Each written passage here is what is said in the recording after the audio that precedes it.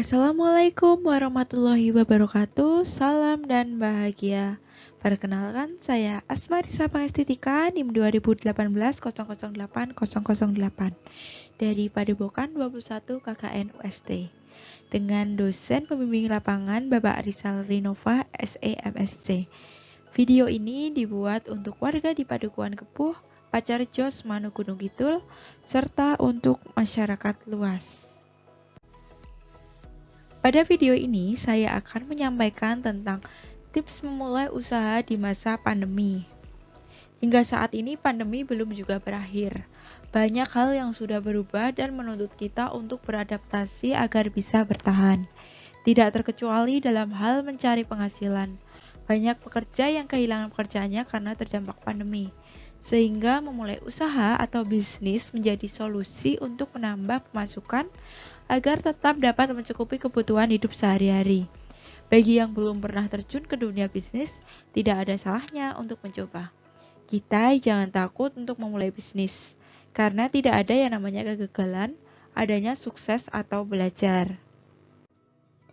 Nah, ada beberapa tips yang bisa kita lakukan saat ingin memulai usaha di masa pandemi.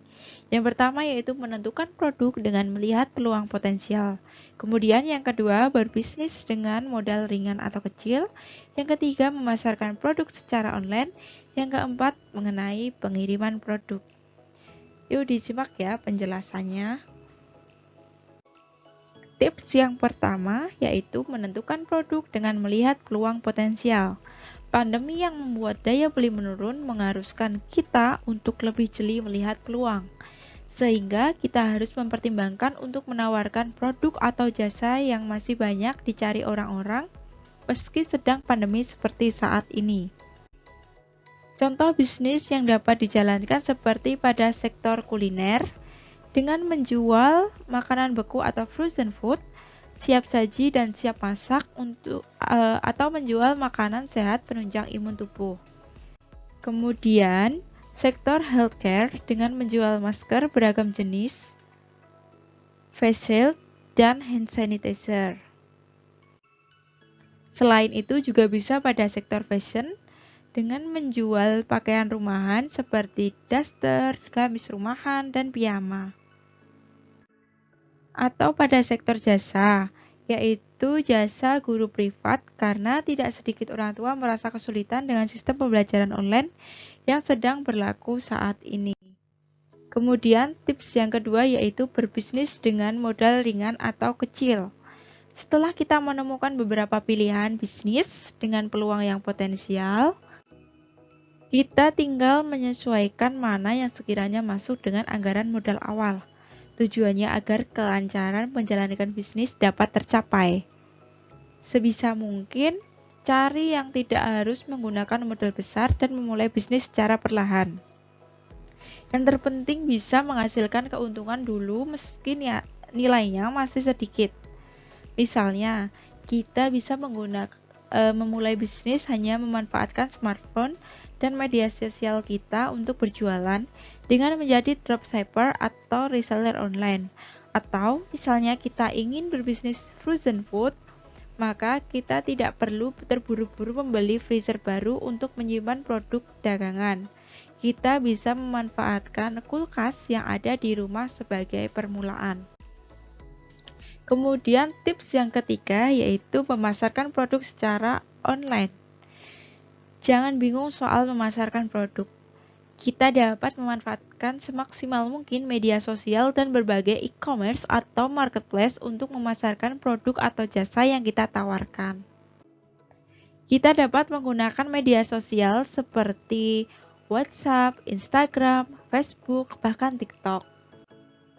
Selain itu, kita juga dapat menggunakan marketplace seperti Shopee, Tokopedia, Lazada, dan yang lainnya. Apabila kita bisa memberi layanan yang baik dan produk yang berkualitas, bisnis kita akan terbantu promosinya melalui referensi dari mulut ke mulut. Kita harus menjaring konsumen seluas-luasnya agar bisnis tetap berjalan dan memperoleh keuntungan. Selanjutnya tips yang keempat mengenai pengiriman produk. Pada saat pandemi, setiap orang membatasi ruang gerak mereka.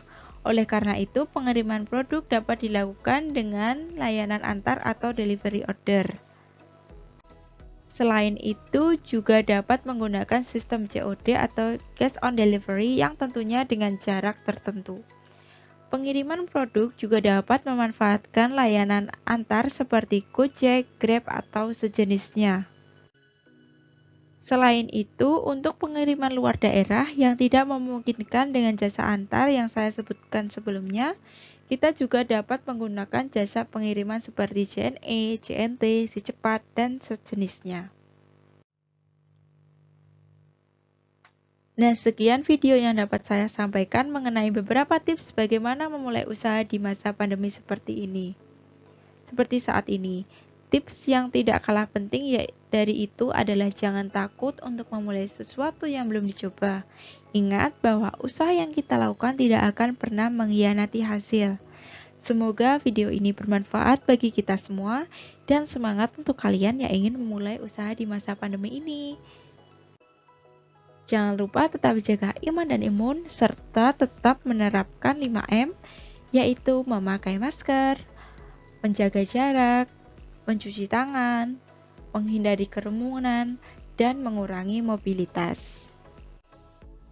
Sekian, terima kasih, salam dan bahagia.